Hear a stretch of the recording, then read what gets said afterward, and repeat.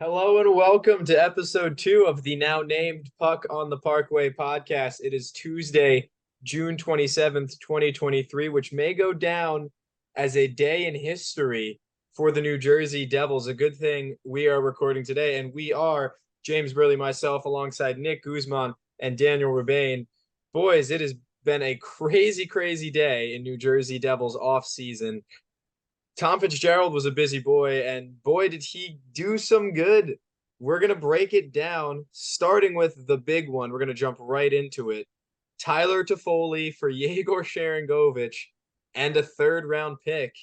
Share an RFA, the right's gone. We thought he was going to be an important piece of this team for a while. Then the trade rumors started seeping in probably throughout the course of this year as his role was relegated to more of a special teams guy, a really important player on the penalty kill, but still picked up points, a sniper of a goal scorer. He's gone to the Calgary Flames, who are nothing short of a dumpster fire. The Devils get Tyler Toffoli, former Cup champion with the LA Kings, 73 points in 73 games last year, a career year, but if not for shortened seasons in the two before that, would have been close to point per game stuff. So Tyler Toffoli, wow, is a New Jersey Devil. Daniel, what does it mean? Oh man, bro, this means a lot. I'm not gonna lie. Before we started recording, I was doing a couple of things, and then I loaded up Twitter again, and the first thing I see, Tyler Toffoli traded to the Devils. I'm like, what is going on? Because I did not see this coming at all. I didn't. I thought we'd be active, trading a couple of pieces here and there, but I didn't think we'd land a type of player as Tyler Toffoli is. 73 points in 73 games, like you said. I mean, he instantly upgrades the top six. I mean, we're just starting to fill out the top six right now. 1 year left. Obviously, he could be just a rental for 1 year. He's only making 4.25 this season, 31. But I mean, he's a proven point getter, and now he's going to be playing with either Nico Hischier or Jack Hughes. Yeah, when those Yegor Sharangovich trade rumors started to swirl last week or so, never once for even a second was I thinking that a player like Tyler Toffoli was going to be on the other end of that trade. And then you talk about the third round pick that we sent. That's what we got for Damon Severson, who we were never going to sign in the first place. Yeah. So it's essentially a straight swap, Tyler Toffoli for Yegor Sharangovich. And look, I love Yegor Sharangovich's game. Special teams on the penalty kill, a really valuable asset, but kind of down the stretch, his role diminished as the Devils got some pieces at the deadline. And I think it was clear that maybe his role in this team had diminished just going forward. In the future, the Devils make moves to swap him for a 73-point score. And now, yes, it's a career year. And do I expect Tyler Toffoli to necessarily get 73 points again next year? No, but I don't really think he has to for this trade to be a success at all. Like you mentioned, Daniel, it's just the 1 year left on his contract. But to get a 73-point scorer for Yegor Sharangovich is really remarkable. Yegor's a 20-goal scorer. He scored, I think 24 last season, or 2 seasons ago now. And, last season was a little bit of a step back for him. And he was a valuable part of this team. But to flip him for a guy like Tyler Toffoli, it just makes the top six so much more elite, and it just makes this offense look that much more scary. And I don't want to be disrespectful to Yegor Sharangovich, calling him a primarily penalty kill guy, but in what the Devils brought in last year, he was relegated to that sort of position. Yeah, he's still a very valuable player, 20-plus goal scorer a couple seasons ago. And I must correct myself. I said Tyler Toffoli had 73 points in 73 games. It was 82 games, his first full season in 4 seasons, which is still remarkably good, especially now for who's going to be a second liner at best for the Devils now. So he's just bolstering what is already a promising top six. So Sharangovich, 25 years old, moves on to a team that he's going to have a bigger role in, Calgary cleaning house. They've made that very, very clear. Tyler Toffoli comes in now, yes, after a career year, but with 1 year on his contract, 4.25 mil. I'm thinking back to this quote that Bill Spalding, Devils broadcaster, if I can pull it up real quick, really feels like the Devils have accelerated the opening of their window to win this offseason. Bringing in Toffoli on the final year of his deal is very much a capitalize on all the talent you have right now type of move. I love it. And I have to agree because this Devils team we've talked about is being set up for 7-8 years down the line, which is true. But this sort of move means they want to be successful right on the go. That is a really good thing. That is something that I have loved from Tom Fitzgerald here, the ambition to go for it now as opposed to just waiting for these players to develop further. Because let's be honest, they were right in the mix of it this year, third in the President's Trophy race at the end of the season. Granted, a bad showing in round 2 of the playoffs, but that is a growing pain. And I think bringing in an experienced player, people worried about his legs keeping up with the Devils' speed. I'm not too worried about it. It's good to have some more experience on this team, especially as the defensive core gets younger with Damon Severson and Ryan Graves likely on the go. So now I really like this move. I really like the way it shapes up New Jersey. Depth at the forward position as well, too, at the high end, not just down low. This is a win, and I'm really excited to see presumably number 73 in black and red. Just to add to what you said, experience is a big thing. When he was in Montreal, I mean, I forget who the coach was when he was there, but he called him captain material. You're adding that to a locker room of a bunch of young players. Obviously, Nico Hischier our captain, but he's still what, 24. You add a 31-year-old, that's just much needed experience. He's had playoff experience. He's won a cup. Like, these are the type of players we need to start adding. As Tom Fitzgerald said, he doesn't like to add at the trade deadline. So Tyler Toffoli could have been a trade deadline asset for us, maybe, like if we had a different GM, but Tom Fitzgerald wants to build the team in the offseason. And I love this move. Go get your player that you wanted right now. And just, I don't want to be too, hard on Yegor Sharangovich. He's a player I really enjoyed what he brought to this team, but he was never, with the players that we have right now, sniffing our top 6 ever in any way, shape, or form.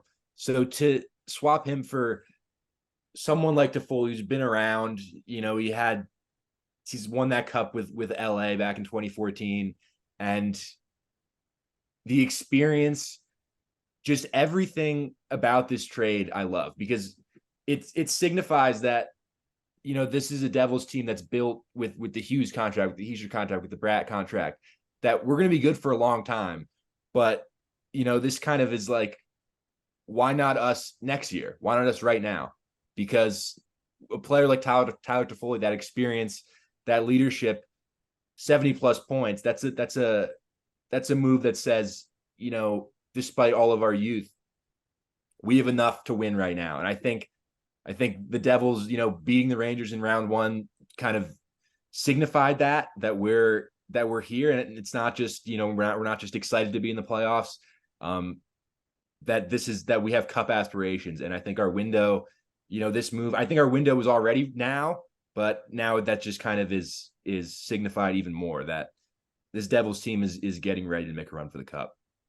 Some more stats to make you excited. In that shortened 2020-2021 season, Toffoli had 44 points in 52 games, pretty close to the same pace he had this year, had that been a full season. And that was the year that coach, at the time it was Claude Julien-Daniel, told in that race to the Stanley Cup final that no one saw coming. He was a big part of that team, and then went to Calgary and faced injury and a shortened season there, but still 26 points in 37 games in his final season with Montreal, and 23 points in 37 games in his first season in Calgary. Not bad numbers given the full season that he had last year. Reason to expect he might play a full one this year, knock on wood. But what a great swap, Sharangovich and a third that we had just gotten basically for free for Tyler Toffoli. Just an unbelievable boost. We'll talk about another boost that the Devils had. They re-signed Erik Haula, who was a big player in the playoffs. We've been talking a lot about players who maybe weren't so big in the playoffs that the Devils have acquired, like Jesper Bratt, but Erik Haula was the exact opposite. A lot of times during the season, I can remember fans frustrated that Haula and Jack Hughes shared a line, even though there were clear philosophical things at play there put in place by Lindy Ruff. But now Erik Haula comes back 3 years, $3.1 million. I thought it was a great deal, maybe a little bit more than you would have liked, but for a player that's hopped around to so many teams in such a short amount of time, you want to give a good commitment to say that we believe in you. We want you to have a role in this team. I like the commitment from the Devils on this one, and Erik Haula will be a New Jersey Devil for 3 years. Nick, I'll go to you first on this one. Are you as excited to have Holla back as I am? I am, because I don't think I've ever seen fans' opinions on a player change so quickly over the course of a season. You go back to the fall and the winter, December and January, and Eric Holla was a punching bag for Devils fans, and especially you saw what the Bruins were doing in the regular season, and with Pavel Zacha picking up his points and playing really well in that Bruins team. That you Scoring really an empty netter at the Prudential Center as well, too. I was Yes. there in the press box. It was a lot of fun. And it kind of felt like that was a trade that we lost. And, maybe Pavel Zacha is a better player than Eric Holla, but I think Eric Holla proved down the stretch of the regular season what a valuable asset he is to this team. And that first round series against the Rangers, when some of our top players weren't scoring, Eric Holla was coming through in all parts of the game. I think he's proven that, that sort of veteran leadership is really crucial. And he also proved that he can score. He scored 14 goals this year after, those first few months, it seemed like he couldn't buy a goal. And just, it seemed like as the season went on, Eric Holla really grew to be a New Jersey Devil. And, he did go pointless in the Carolina series in the playoffs, which I think you can kind of forget about based on what he did in the Rangers series. But I'm a fan of the deal. Maybe a slight overpay, I think you could argue, but he's a valuable asset for this team just in terms of depth, because, what we have at the top, whether it's Hughes, Hischier, Bratt, potentially Meier, we all know what those guys can do. But the depth that Eric Holla brings, I think he showed how crucial that is down the stretch of last season in all facets of the game. So this is a move I'm really excited about. Yeah, I'm really happy that he's back, because obviously, as you said in the beginning of the year, I was one of those guys calling him a scrub. He was playing with Jack Hughes, and he just couldn't score for his life. And I'm like, come on, bro. Like, we have to get him off this line. But you know what? He brought something to that line that was much needed, and that was taking faceoffs, because obviously Jack Hughes he struggles at faceoffs. Yeah, Struggle. that is the word. Put Yeah, it lightly. he's awful. He's awful at faceoffs. So, he was still half a point a game player this year, in the regular season, and then, as you said, in the playoffs, he got 6 points in 12 games. Hopefully, most likely, he'll be on the third line this year, and now that we brought in Toffoli, that bumps down Andre Palat. So now you have a third line of Andre Palat and Eric Holla. So this top nine just keeps getting better. I'm glad he gets some stability in his life, because obviously before, I think he had 7 teams in 7 years or whatever the number was, just moving around. Obviously he has a wife and kid. So I'm glad that he'll be able to call New Jersey home, and obviously the boys in the locker room love him, because obviously you see in the exit meetings, they're all praising him. They all wanted him back. So I'm glad Fitzy got the deal done to bring Holla back. Yeah, he was dying to stay in New Jersey, which is something that we talked about last week, and I can't hammer home enough that players want to be New Jersey Devils right now. Eric Holla is another extension of that. Daniel, you talk about how well liked he is in that locker room, and that is true. Jack Hughes is a big fan of Eric Holla, their boys. And look, I've talked to him before. He is one of the greatest guys in that locker room for sure. One of the better guys to get a quote from. I'll give him a shout out for that. He's the man. And I'm so glad that he is returning to the New Jersey Devils. We got to talk about a player who won't be returning, though. A trade, another one today that had we recorded yesterday, we wouldn't have gotten the chance to talk about. So we are very grateful to Fitzy for waiting until we had an episode planned out before making these moves. And that is Mackenzie Blackwood for a 6th rounder to the San Jose Sharks, a man I saw walking his dog 3 blocks away from my house just like 4 or 5 weeks ago. And I was hoping we could establish something of a friendship. Unfortunately, that may be out of the window. That's okay. Blackwood is gone, and probably for the best. We saw this one coming. A goaltender that we were very high on when he first came through late 2019 into 2021, before some injuries and inconsistency settled in, maybe some lapse in confidence, and then the rise of Vitek Vanacek and Akira Schmid in the playoffs last year. So there was really no place for Mac in the team this year. So you have to say this was a good move for both parties. And for my money, I still think he's a guy that, should he find stability, find some health if he can stay off the injured list, then I think he can still be a top goaltender in this league. Maybe not how I'm not as ambitious about that as I once was for Mackenzie Blackwood, but I still think very highly of him.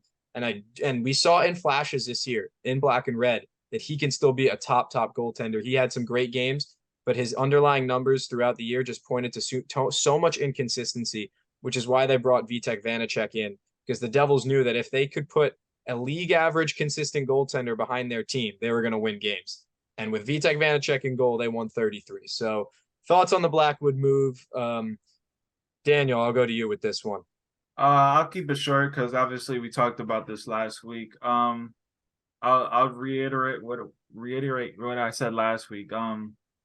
If he's healthy, I mean Blackwood's definitely a starter in this league, but for whatever reason, his body just doesn't want to agree with his mind, and he's been unhealthy his whole time in New Jersey. So I wish him luck. I hope he stays healthy in San Jose because he could easily be a starter next year.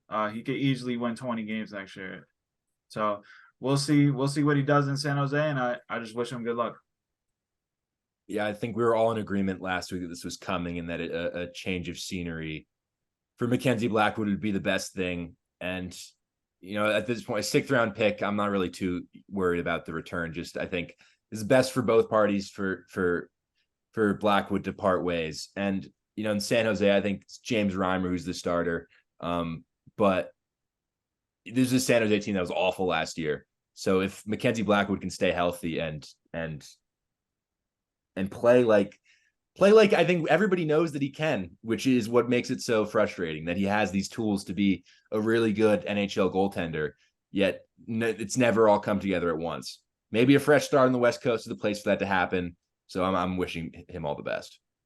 And if I want to leave him with, something positive, I will say that of the starting goaltenders in the NHL, I think James Reimer may be one of the more vulnerable ones to take over. So if Mackenzie Blackwood needs any more motivation from being scratched in the playoffs this year, which must have hurt him a lot, it's that his job is attainable in San Jose. Should he want it and should he stay healthy? We wish him the best. But now this leaves an interesting situation in the goaltending position for New Jersey. Probably the tandem next year will be Vitek Vanacek and Akira Schmid.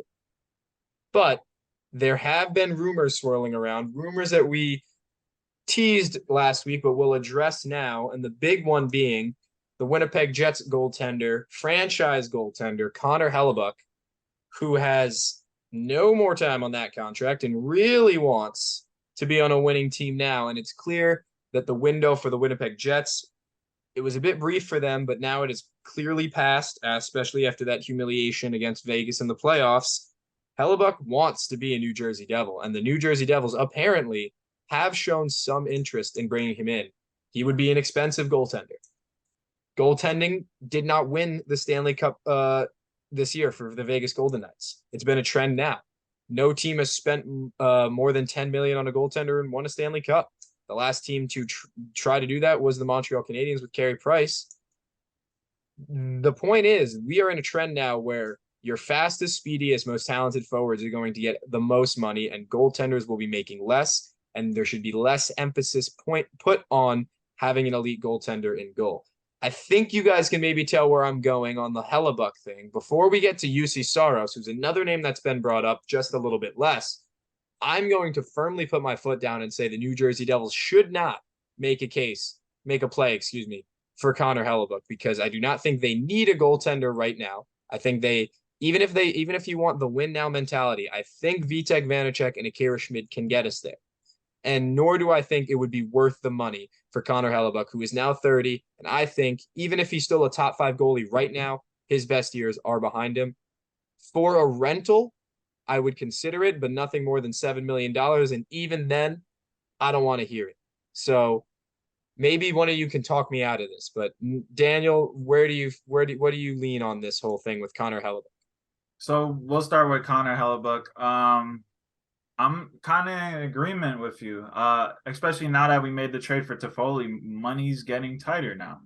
After the Toffoli deal, we have $19 million left, and that's still we have to sign Meier and the rest of our RFAs like Bastion, Boquist, McLeod, et cetera, et cetera.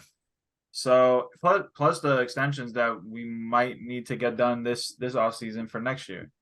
Obviously, Connor Hellebuyck is he's a world-class goalie. We're not arguing that. Last year with Winnipeg up and down all season, he still posted a 920 save percentage and a 2.49 goals against. Obviously in the playoffs, they had nobody available. Their defense was atrocious, and he got thrown under a bus. But he's still a world-class goalie. If they made the trade, would I be fine with it? Most likely.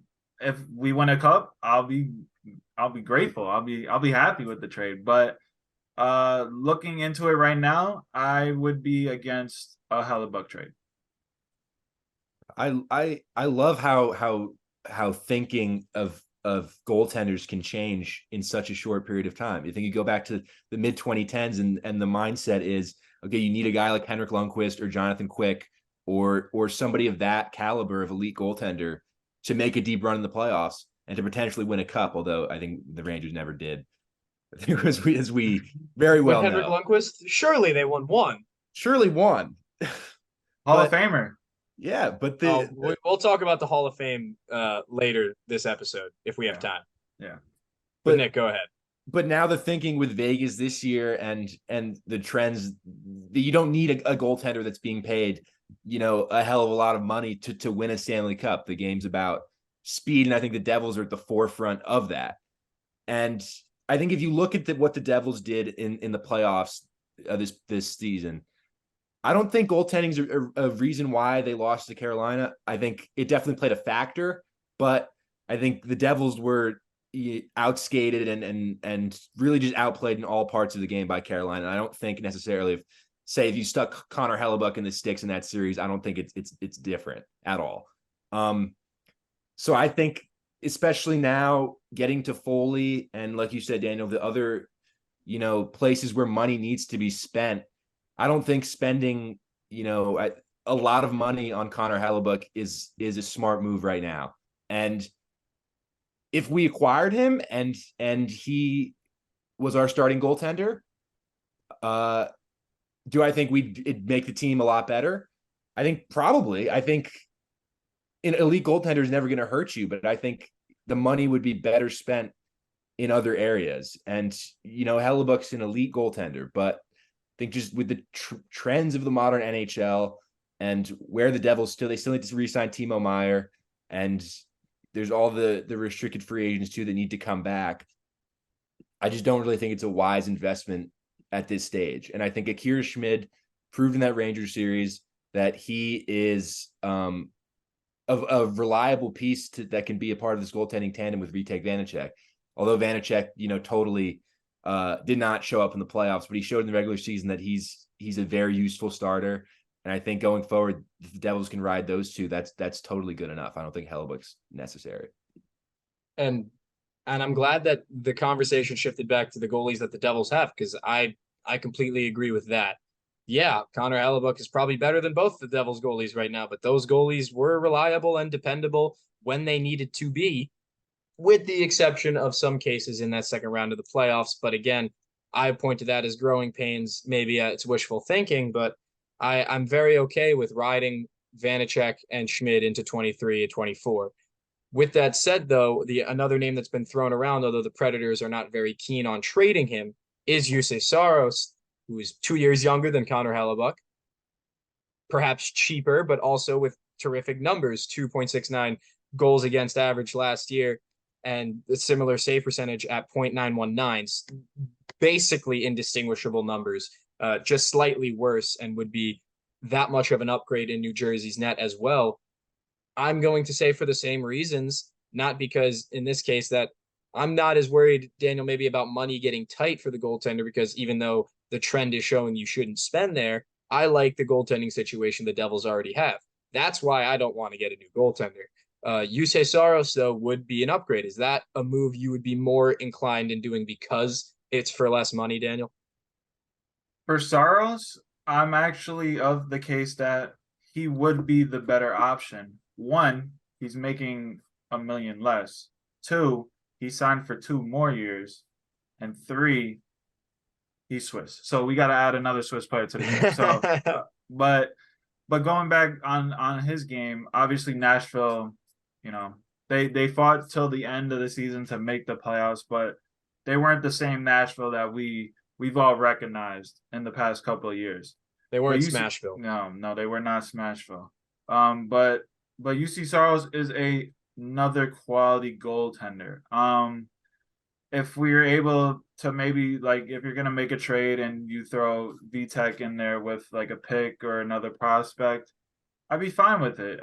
He can be kind of a bridge if you want to Schmid. If you think Schmid's gonna be the number one eventually, he could be that bridge. Obviously they're both Swiss.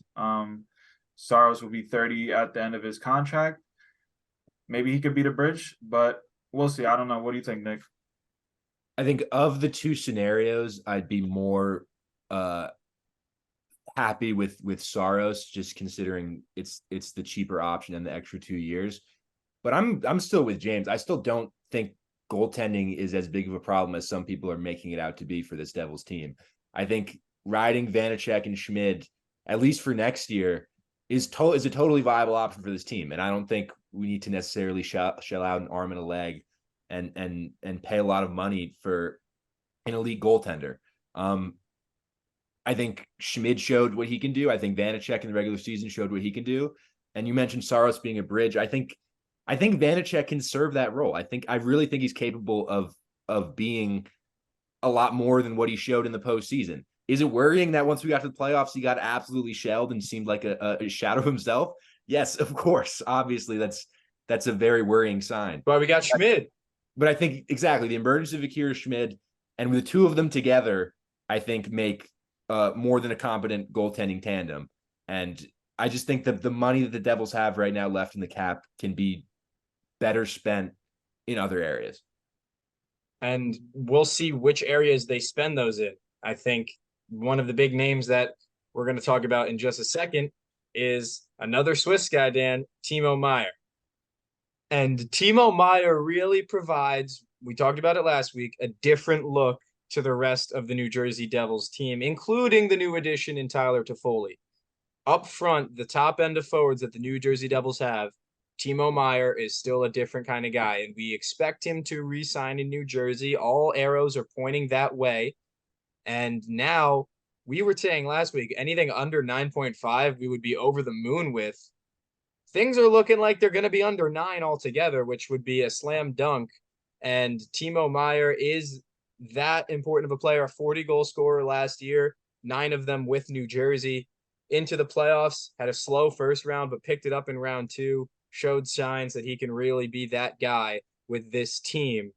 And I'm really pumped to see how this goes down. The arbitration thing is still sort of in limbo. We'll find out what the whole thing leaves for us. But Nick, what number, I mean, like not to make it all about numbers, but what number would make you happiest at a realistic point right now?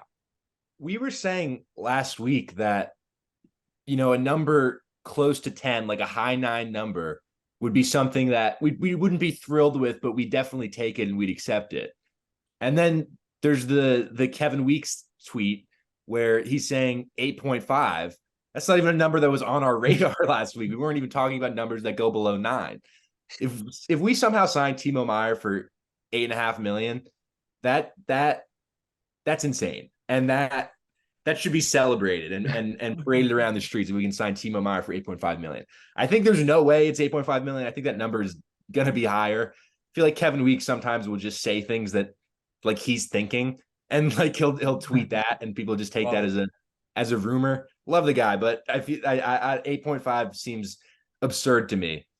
But I think anything, low 9s, I'm still cool with. Just once we start approaching 10 is when it starts to get a little dicey.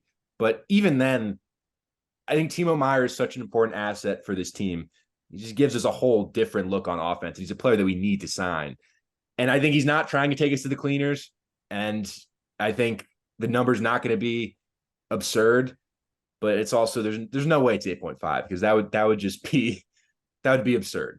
Hey man, all I'm gonna say is if it is 8.5 million, like everybody was saying on Twitter, move the Marty statue over just a bit, and you can add a Tom Fitzgerald statue right there. And then also automatic GM of the year for 2024. Just automatic. Just nobody else is gonna win the award. It would be him if he gets him at 8.5. Like Nick said, I don't think it would be 8.5. I think it's gonna be around the 9-ish. But I mean, if it's under 9, anything under 9, I'm over the moon at 9, in and around 9, perfect number. But as we said last week, Timo Meier is a player that the Devils need. Jack Hughes needs, Nico Hischier needs, Jesper Bratt needs. They need him on this team. The simple is that they need his type of player on this team. So I'm glad that it's looking like we're gonna get him for 8 years. He's already said that he wants to stay here for 8 years. It's gonna come where the money, whatever money he wants, but I'm very confident it's gonna get done before arbitration. So that's all I gotta say on that. And what a parade it would be. Not only in 1 week do you get Toffoli for Sharon Govich, basically straight up. You could get Timo Meier on a dime, relatively speaking, for 8 years, and that would be. We still love you, Kevin. Oh yeah, come on.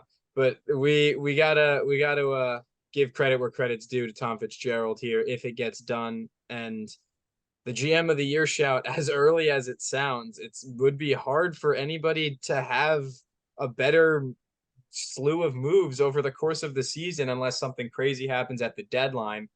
And yeah, right at this moment in time, I would say bet the house on Fitzgerald to win GM of the year and Timo Meier to hit the ground running should he sign in New Jersey like we expect him to do.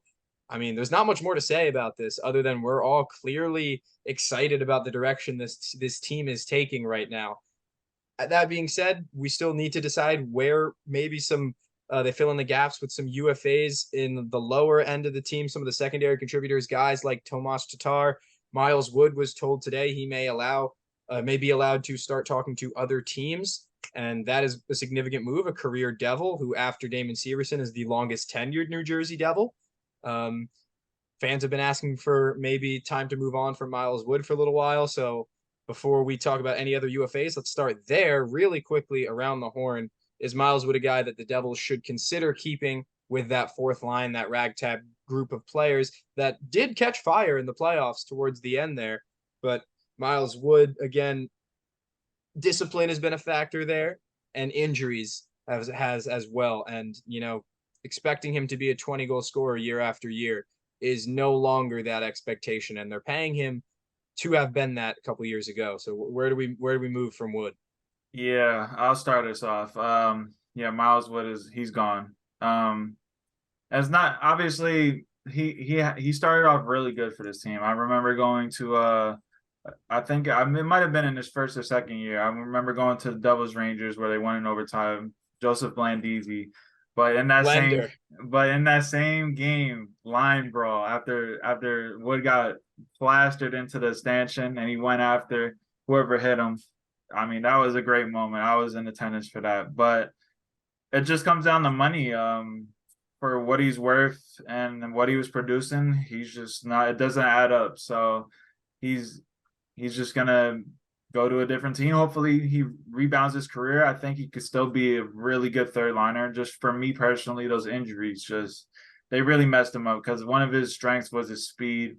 And obviously he's still one of the faster guys on the team, but it's just not the same anymore. And for me, his hands they're stone. So I can't see that for another season. So wherever he goes, I wish him good luck because he's a cool dude. So obviously, if you want to follow him on Twitter, you get some stock trading advice. So, but other than that, I hope he succeeds wherever he goes next. Yeah, I want to give Miles Wood some credit. After those first 2 games against the Rangers, where he was quite frankly awful, and one of the major reasons why we went down. Yeah, we went down 2-0 in that series. And then he was out of the lineup, came back for game 7, and I thought he put in a good performance. In the Carolina series, he was one of our bright spots on that fourth line. Yeah. So for him to come back after, getting scratched for for a big chunk of that Rangers series and put in those performances. It's commendable, but I'm on the same page as you guys. Miles Wood in the Taylor Hall year was a great supplement, scoring 19 goals and just being a general spark of energy. But I think it's just not, it's really not the same anymore. And in terms of what he brings to this team, and the discipline is something that's always irked me too. He's always taking unnecessary penalties that put the team in a bad spot.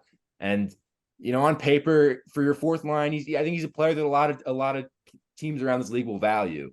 High energy, fast, will not shy away from a check or a fight.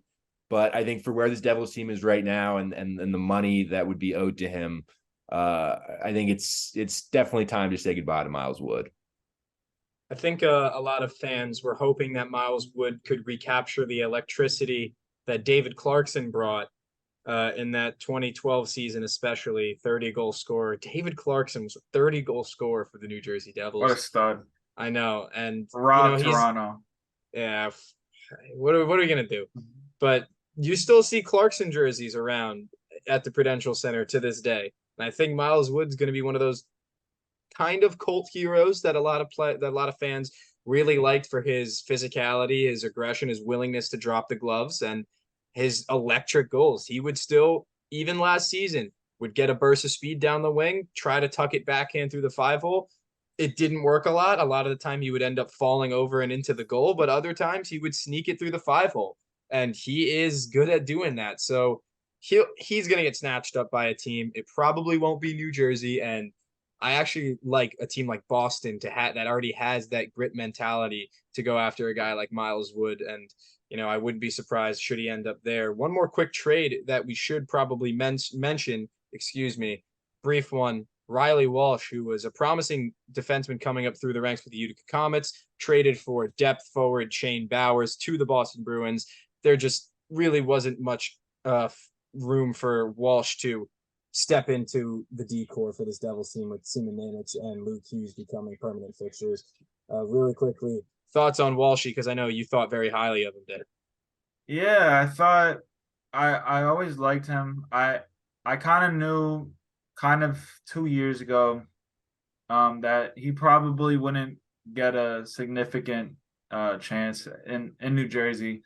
So it was good to see that he started taking off these past 2 seasons. I believe close to 50 points both seasons down in Utica. And for a defenseman, that's pretty good. Obviously, he's kind of a late bloomer coming from Harvard. But I would have always thought that we would have been able to use him in type of a trade like the Tyler Toffoli one. I would have thought he would have been one of those pieces, but to see him just go for a depth center that they're going to use in Utica next year was a bit odd, but you know what? Maybe his market wasn't there. And if that's all he can get, Tom Fitzgerald, that's all he can get. So time to move on. Yeah, I think it just kind of shows where the Devils organization sort of ranked Riley Walsh when you put him against the other young stud defensemen that we have coming up right now. And the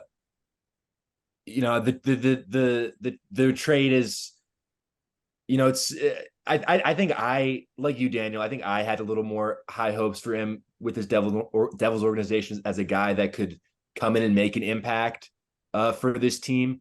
But him moving on, I'm not torn up over it. And I think at this point, everything that Tom Fitzgerald has done for this organization and the moves that he's made, at this point, I'm kind of at the blind trust mode a little bit for someone like Riley Walsh, who, if I'm not catching a ton of AHL games, a lot of what I'm getting is not direct. So in matters like these, Tom Fitzgerald has earned my blind trust. And I think if that's where the organization sort of valued Walsh in terms of our other defensemen, then yeah, I guess it was time to pull the plug and make a trade. And I think he'll probably slot straight into NHL minutes for the Bruins. Yeah. At least that's what's being expected, and he's clearly capable of doing that back-to-back seasons. So that is a good thing overall. Another trade in which the Devils lose a piece that maybe some people were excited about, but better for his career and probably better for the Devils overall. Let's get back to talking free agents. Another Devil that I want to mention, probably on the road, is going to be Tomas Tatar, player who had an incredible bounce back season. Another one of those important two-way forwards that are going to do a job both on the ice and in the locker room, kin to that of Eric Halla. Tomas Tatar is a guy I put in that category. 48 points and 20 goals last year, coming off of you're taxing between the second and third line. That's a dream secondary contributor stat line.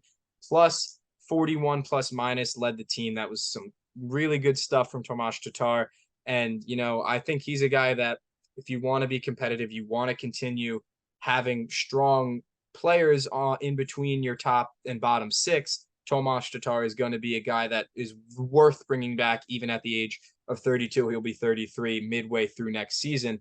But then they go and make a trade for Tyler Toffoli, and I started to think the roster spots get that much smaller for a guy like Tatar.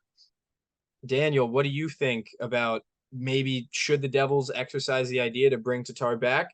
And if not, is his position already filled, or do they have to go out and get someone else? Yeah, you brought it up. We kind of filled his position with the Toffoli deal. I thought Tatar would be let go to free agency, and the Devils would try to pick up someone in free agency at a lower contract, maybe 1-year deal, bring him in on a prove-it deal to kind of take his spot. But as we've seen with the Toffoli deal, instantly just takes his spot. I believe, is he making less money than Tatar was this year? Or they might have been making around the same amount, but that's clearly an upgrade because Tatar was playing top 6 minutes this year. Yeah, Tatar was making 4.5 as well. So that is $250,000, more than Toffoli will be making on an annual basis. And that's good business from the Devils, that you get a player with more offensive upside, maybe not as much defensive upside in Toffoli, but you definitely get an improvement at the position. You get more point production for less money, albeit marginally. That's a good move. And, Tatar is a guy that I, once again, really liked, but if there's no room for him, and I would like for that room to be taken up by players who are going to score more points. So that's good business from Tom Fitzgerald once again. I think we briefly lost Nick. He's probably going to try and rejoin us any second now. We'll get his thoughts on Tomas Tatar when he rejoins the Zoom, if he does. But we're going to jump straight into a new topic right here. A topic of yesteryear is the theme, and that's the Hockey Hall of Fame, the induction class of 2023. You're shaking your head, unfortunately, because we'll start with the big ones before we get you through the names. No Devils in this one, and there was a good chance that we were going to get a couple. The big one that didn't get in, of course, is Patrick Elias, number 26, retired by the New Jersey Devils, the greatest Devils forward in history, as I say, until Jack Hughes breaks all his records. That's the Devils' GOAT, in my opinion. He always will be. After Marty, of course, Marty's in his own category, but Patrick Elias is the reason I'm a fan of hockey. He'll be a Hall of Famer one day, but not this year. And neither was Alexander McGillney, who has the career stats to back it like nobody else who's not in the Hall yet, not including current players. But who do you want to talk about first, Dan? Because we could talk ad nauseum about how disappointed we are that neither of these guys are in there. But take it away. Yeah, let's talk about McGillney first, because you know what? Let's be real. I didn't think Elias would get in this year. Our bias, we get him in. But you know what? Alexander McGillney is one of the greats of hockey. Internationally, NHL, he has everything you would want for a player to get into the Hall, and he's not in the Hall. It's a disgrace. It's disgusting. And to be honest, there's definitely bias. Like, he's Russian. That might be it. But even before all this Russian stuff, he wasn't getting the votes to get in. I don't know what else you would want from a player. He's a triple gold winner. He's won a cup, an Olympics, and a world championship. Only 30 players in history of hockey have done that. He won a world junior as well. And you add to the fact that he's the first Russian to defect from the country to come play in the NHL. I don't know what you want more from a player like that. Just on that fact alone would have been good for me to get him into the Hall. I don't know. What do you think, James? Because I'm just flabbergasted every year that he's just not in the Hall. Yeah, for McGillney to have done what he did during the Cold War era seems like that was probably enough in and of itself to be in the Hockey Hall of Fame. We've seen people get inducted to Hall of Fames across all sports for their contributions to the game outside of playing on the ice, but he also has the stats on the ice to back it up. And for the politicization of it all to prevent him being in the Hall of Fame because of they're trying to sour on inducting any Russians to the Hall of Fame because of what's going on globally. But wouldn't he stand for the opposite of that, having defected from the Soviet Union during the Cold War to play with Pat LaFontaine and score 76 points in 77 games? Like, what are we doing here, guys? 76 goals. Sorry, 76 goals, excuse me, which is ridiculous. Yes. 76 and 77 is a great season if it's points, but if it's goals, that's never going to be replicated again in the game of hockey. So this dude belongs in the Hall of Fame. Didn't play 1,000 games, but is an 1,000-point scorer.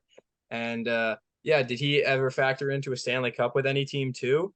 I think he maybe did, Alexander McGillney. So Nick, we got you back. We're gonna put you right into the fire. How mad are you that Alexander McGillney? And if you want to take us into the Elias discussion, go right ahead. Neither of them in the Hockey Hall of Fame. How does it make you feel?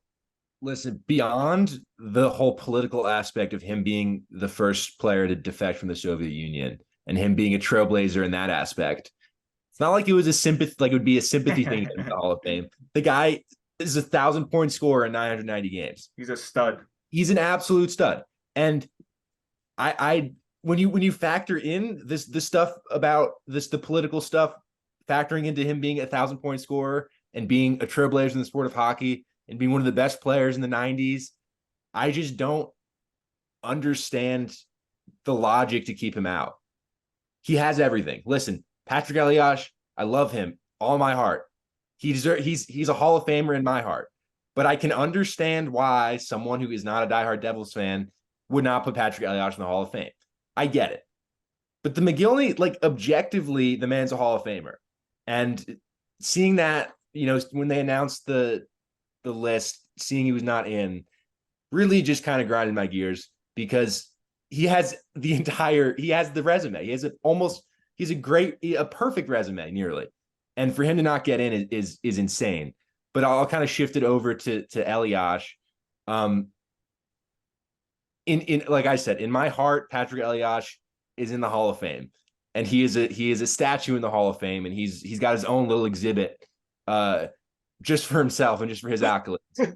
But when you look at his career and what he's done, I totally get the argument as to why he does not belong in the Hall of Fame.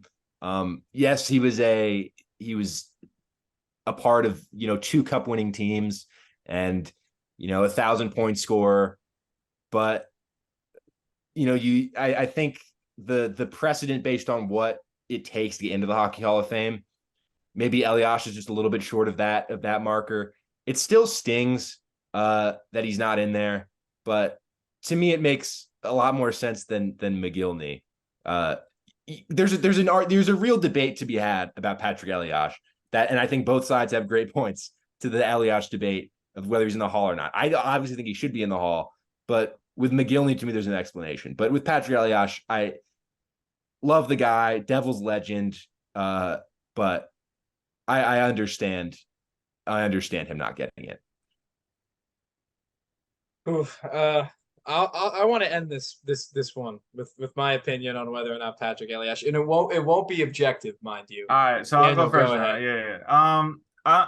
To be honest, I kind of agree with Nick. I didn't think he would get in this year, but I will stray from what Nick said. I think he'll get in, and to be honest, I think he'll get in either next year or 2 years from now.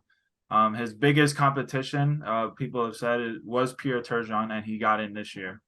They also got 3 goalies in this class for whatever reason. So maybe they're just like this class was, let's just get the goalies happy, move on. So we'll see. I mean, he has all the accolades. He doesn't have personal awards, but you know what? I mean, I've seen people not get personal awards and make the Hall of Fame. So he's got 1,000 points, 1,000 games. He leads the Devils in any offensive category for the most part. 2 cups. So I think his case is solid. So we'll see what happens in the next couple of years. Thanks for reeling it in a bit there, Daniel, because I totally agree that he will be a Hall of Famer one day. I'm not sure. I'm not as confident it's going to happen within the next 2 years. I do think the Pierre Turgeon inclusion does indicate that it's going to happen sooner rather than later. But to that, we will see. My case for Patrick Elias is this. Had he not been on a defense-first team for the majority of his career, he probably would have scored 250 more points in his career. I the think fact that he still was an 1,025-point scorer, 400 goals, 600 assists. Very few players, even in the Hockey Hall of Fame, will have those numbers. He is ridiculously good. And he wasn't just on 2 Stanley Cup teams. He was a massive part of both of those Stanley Cup teams and continued to be consistent in not only point production, but value for the Devils, even into the end of his career. He's a one-team guy who did it in many different ways. Just an absolute legend. Beloved guy in New Jersey and around in the Czech Republic, Czechia, as I think they changed the name of the country. I'm not entirely sure about all that. Not trying to disrespect your homeland, Patty, but we really do love you and hope and believe that you will be a Hockey Hall of Famer one day soon. The case for you is strong. And while there is a debate there, I don't see a world where he doesn't get inducted one day, and it's going to be a glorious, glorious day. But with that, we get to our final topic of the day, and perhaps it's the most loaded in terms of personnel that it involves, and that is the NHL draft, which is right around the corner. We are anticipating that the Chicago Blackhawks will take Connor Bedard first because they have brains and because they just got Taylor Hall, and who loves to play with generational first overall picks. It's like the 5th or 6th time in his career now. Good for him. 2018 MVP with the Devils. Love him and what he was able to do in his time in New Jersey. His best years are past him. But let's talk about the NHL draft. Daniel, this is all you here, man. You're going to take over right now. Tell us not only who should we expect to go at the very top of this draft in terms of the National Hockey League, your Adam Fantillis, your Connor Bedards, but tell us about what the Devils should expect with their 6 picks this year. Yeah, so obviously the Devils don't have their first round pick because we traded it to San Jose. So we will start the draft on, I believe, Thursday in the second round, 58th overall. Then we have 5 picks after that, 1 4th, 1 5th, 2 6th, and a 7th. Maybe we still don't even make all those picks. Maybe Fitz has something else up the sleeve and he trades 1 or 2 of those picks. But I expect that we make probably the 2nd round pick. I haven't dived too deep into the picks, but overall, NHL wise, this is a loaded draft. This is one of the best drafts that we've seen in a while. Obviously you mentioned Connor Bedard. I mean, we don't even have to talk about it. He's just a special player. He might be small, but I don't think it matters. His shot is ridiculous. If I could cut you off real quick. Go ahead. Is he the best first overall pick since Connor McDavid? Or if not, Austin Matthews? No, he's clear. He is clear. He is the best first overall pick since Connor McDavid and Sidney Crosby. He is generational. Yeah. He's one of only a handful of players to get exceptional status in the Canadian Junior League, which means he could play juniors at 15 years old. Last year he put up 140 points. Like, I mean, that's all we gotta say. And he won gold at World Juniors. He put, let's see, what was it?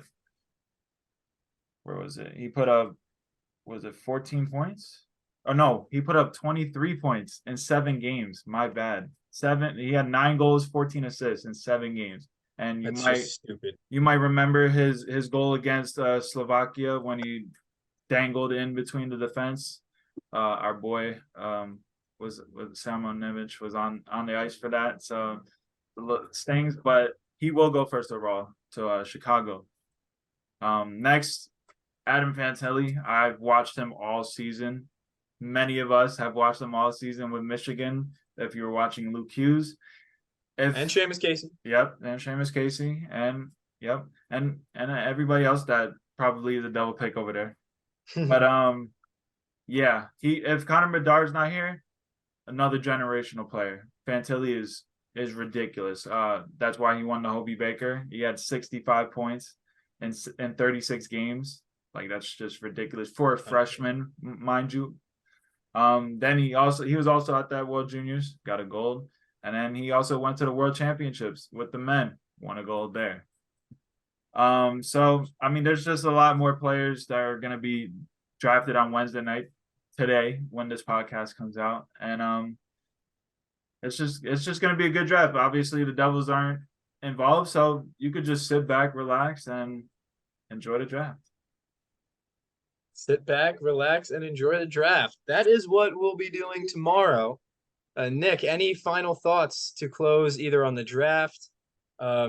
Any other players you want to talk about? The Hockey Hall of Fame. Oh, we didn't even get through the class. I'll just read the class out.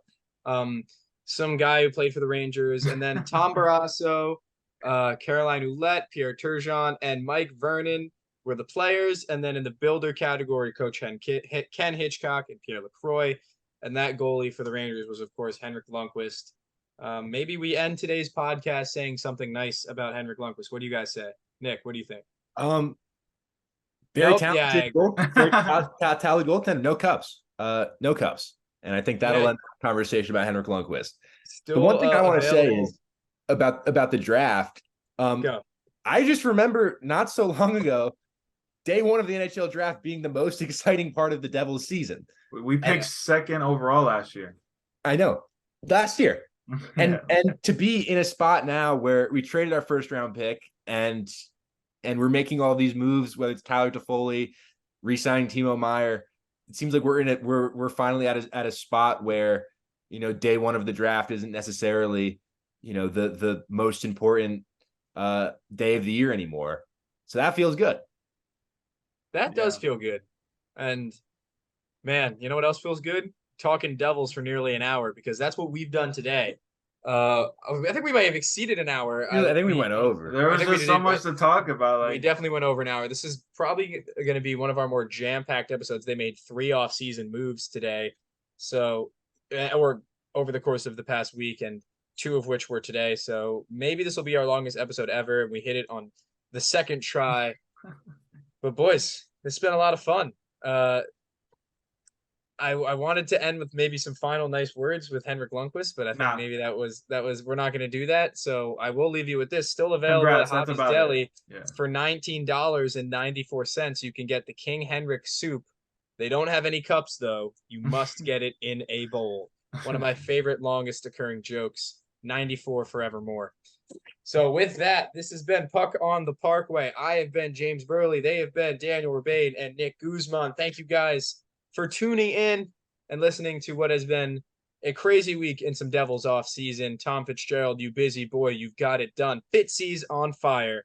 We will see you guys next time. Peace.